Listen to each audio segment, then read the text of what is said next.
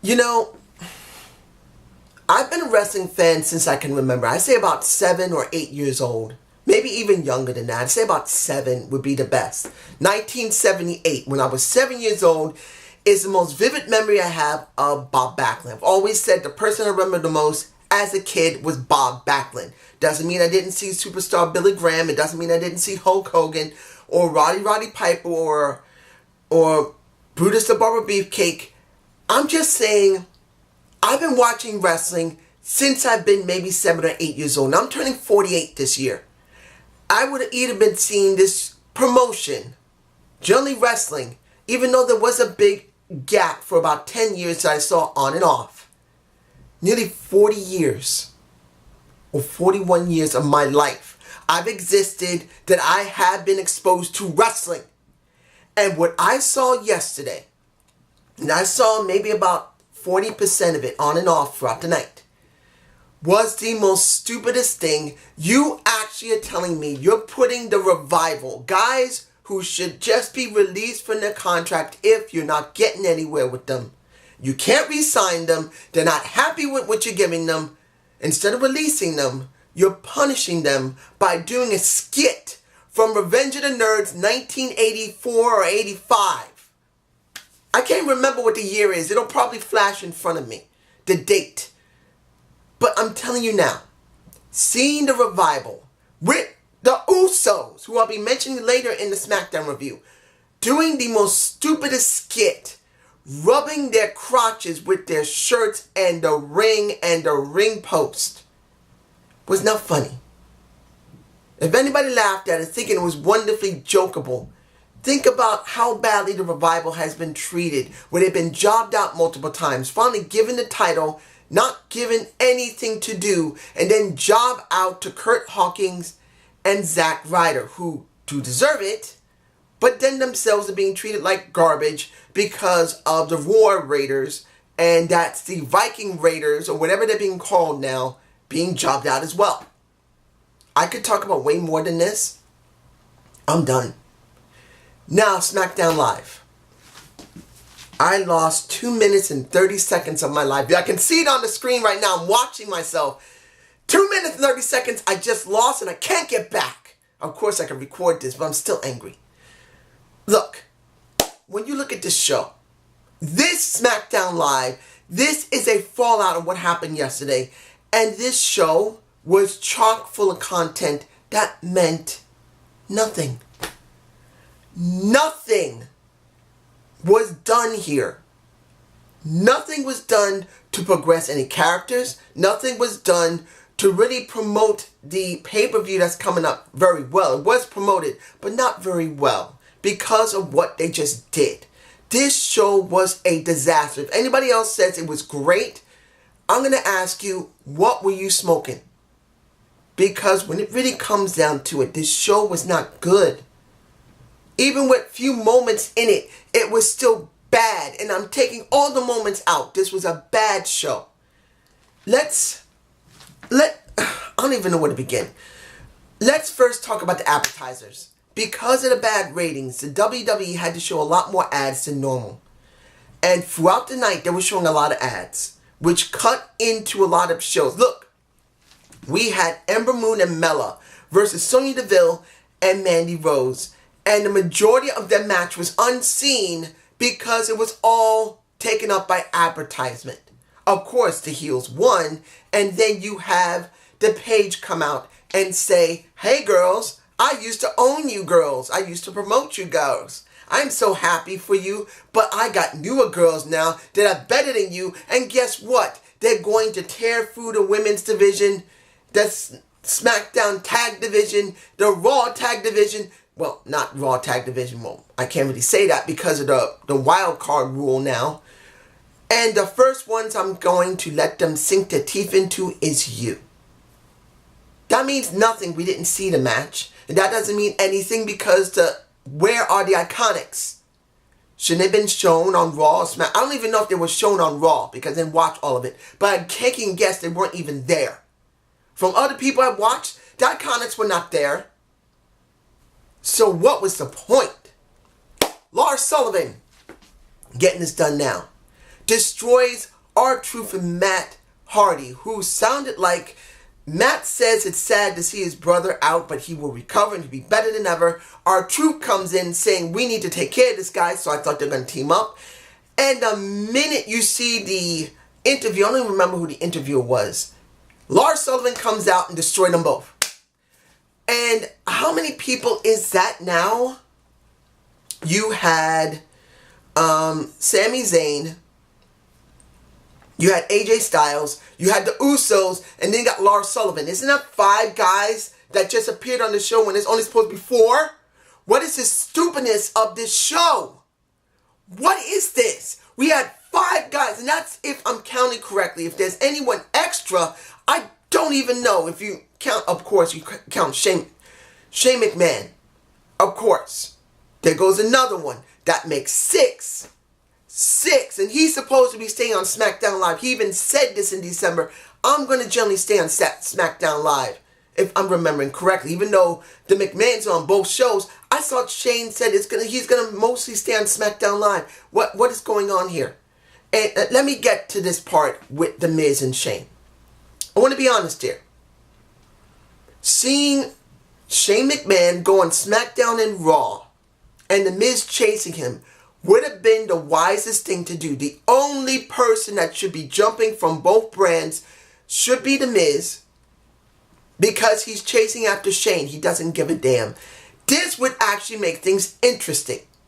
If only Shane McMahon was going back and forth between both shows, because of course he's a McMahon trying to run from The Miz, and then The Miz appears on both shows and doesn't give a damn if he gets suspended. He doesn't give a damn if he is fined. He just attacks Shane no matter where he goes and who gets in his way. Either B Team, who kicked his ass on SmackDown Live, and I thought the B Team was on Raw.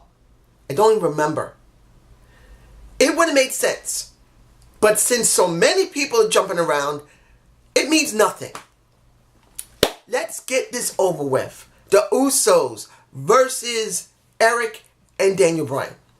The minute I saw Daniel Bryan, the minute I saw Eric, and the minute I saw those titles, I knew they're going to bring out the Usos. I legitimately knew. I knew the Usos were going to come out because they had the job for them. Because I knew 100% if the Usos didn't job, but they did come out and win the titles, it would easily mean even more madness. And I want to say this clearly to everyone that says, well, the brand split's over. No, I'm sorry, it's not. You need to understand one thing. If anyone thinks the brand split is now finished, it is not finished. For the simple reason, you have USA Network and you got Fox Sports that are not affiliated with each other, have different shareholders in most cases, and both companies do not want to work with one another. They're competitors in some form. They're both producing media on television. They're competitors. And the shareholders from both companies do not want to interpromote the other because it brings down their bottom line. And I'm not saying that's the wisest thing, because there are other companies that do work together, that do media. Sometimes they will work together if they know it can really benefit them. But when it comes down to it, they don't want to share. So this makes both companies mad. At least until, will be after October. Because I'm sure USA Network's not going to want anybody from Fox to be interacting with their workers. And Fox, the ones there, are not going to be happy about that. That's going to happen. But as I said, the Usos jobbed. I wasn't surprised. Now, breathe. Let's move on.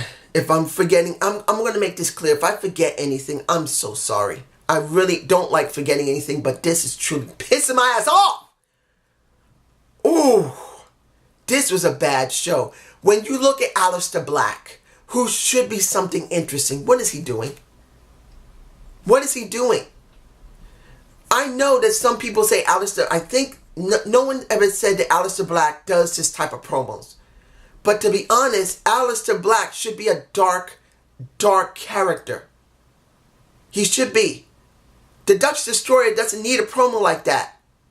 He just needs to stare at you and simply says, I'm coming.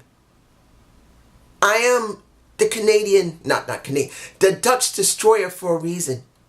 He doesn't even need to have a 5-minute or a 3-minute promo. He just needs to show himself, just his freaking face, and say, I'm coming for everyone. Fade to black. There you go. Now, also, Mustafa Ali had a video package. And Finn Balor had a video package. Finn was so-so. I don't really care about Finn. Particularly, he's saying it's going to get great as a duo champion since he's the IC champion. Does that mean he's bringing out the demon? I don't think so. If he does, that would make sense for him to make that statement. But I don't think so. Then you got Mustafa Ali, who had a match with Andrade, who most of that match was lost because of advertisement. Mustafa Ali's video package was terrible. It wasn't the fact that it was done outside. In fact, that was a great thing it was done outside, because I think he's the first person in who knows how long that has actually done it outside the walls of any arena they've been in. Honestly. But you legitimately did it at night. At the point of darkness, where you can't even see his face. Where you should be able to see, it's in my face. You should be able to see his face. You don't see his face. It's so bad. It should have been done near dusk. But probably this was a last minute thing, and they did it right before the show started. Right when it's getting dark where they are. And I don't even know where they were. I don't even remember. But you get my point. It was ineffective. Okay. Almost forgot. Was one Mustafa Ali versus Andrade Cien. So not giving those stupid names. Good match for what little you saw. Then you have Randy Orton break it up and RKO the ass out of both of them. I know that makes no sense. Ass. The crap out of both of them. I guess I wanted to say crap, but I said ass. I don't know. I'm so mad. This show was so bad. But here's the thing for me personally. You see Randy Orton, and you wonder, would they give him the title? Would they give him Money in the Bank to get the title? To be honest, I'm hoping to not, because the person I want to see after the feud is over between Kofi Kingston and Kevin Owens is a Randy Orton. Now, it doesn't mean it's going to end well. I don't believe it's going to end well with Randy Orton going up against the Kofi Kingston. But I'd rather see that, because at least it would finish what happened in 2009 going to 2010. That would give me completion. I don't know about anybody else, but that's what I want. But then go to Kevin Owens, which he said it was his birthday today, and he didn't need to come in. Okay, that kind of makes no sense. And then at the same time, it does make sense because of what happened at the end of the night. Let's move on. Let's see. Is anything else I'm forgetting here? No, let me see. Oh, the Bray Wyatt. Here's the thing. I've heard several people like the Bray Wyatt Firefly house. I'm not the Firefly. Look, it's in my face. Let's make this very clear. Is the promos cool? Hell yeah, it's cool. Seeing that a bunny was eaten by what was he? I forgot what the name of the character is. It's in my face. The buzzard, whatever it was. Let's make this simple. I'm not going to explain how cool this was. It was cool, particularly with the kids being stone-faced. Here's the problem. And this is what's plaguing me about this. This is the same thing what happened with Matt Hardy. It makes no damn difference how cool these segments are that he's producing. It means nothing if it doesn't translate to him going in the ring and kicking ass and winning and looking strong. It doesn't make a difference unless he's only doing this. Let's say he's not getting in the ring anymore and it's only this to be entertaining. Fine. It's cool. But if he's eventually going in the ring, which he will, if this doesn't mean anything, if he doesn't go in the ring and win matches and then win titles and stay strong, this is stupid. I'm not going through this again with the WWE. Anybody can say it looks cool, and it's great what he's doing, but it means nothing if it doesn't translate into the ring and him winning and winning a title. And now, let me see, is there anything else I'm forgetting here? I'm moving on to the end of the show. A triple threat that was set up in the beginning of the show. Once AJ came out, once Kofi came out, once Xavier Woods came out, once Sami Zayn, and that's not even in order because it doesn't matter. The order doesn't matter. What it comes down to, Shane McMahon wanted to make an example of this situation, so he decides, well, let's have a triple threat. Everyone was calling for it in the arena. People are still cheering for Kofi, and to be honest, I'm really getting very upset how they're treating Kofi because Kofi is a joke. It's not about his persona. He's still a joke. And it hurts me. I can tell when he first became champ. What did they do with him? They stuck him in tag matches, which was wrong. That's when I knew he was going to get screwed. So now, last night, he had a match between him and Daniel Bryan, which should have never happened. Daniel Bryan should have been left alone until the end of the year. Or mid part of the year. No. He goes after Daniel Bryan now, before he wins the tag titles. 50-50 booking. Stupid. Then, let's just put this in perspective that makes sense. Then you get the match at the end of the night, which was a good match. At least until one badly botched moment for me personally. Once Kofi decides to land on the back of an AJ Styles jumping off the top turnbuckle, and it's in my face where he legitimately crumples his ass. If he didn't blow out his right knee or blow out his hip, I'm hoping he didn't get hurt with that one. Now, I know Kofi's not the perfect wrestler. He's botchy. He's exciting. He has his moments when he does things great, but that was a botch. I'm not saying it's 100% Kofi's fault. AJ was basically kneeling, and he couldn't see it, but that was a bad botch that could have blown AJ's hip 100% out of its socket if it didn't blow his knee out of its socket. Not socket, you know what I mean. That was bad. AJ still seemed to be running around. He seemed to be alright, but he was favoring his right leg. So I'm hoping that his hip is not blown out or damaged, or his knee is not blown out or damaged. I am so hoping for that. Or his back, for that matter. Because he was in an arch like this, and then click. That was bad.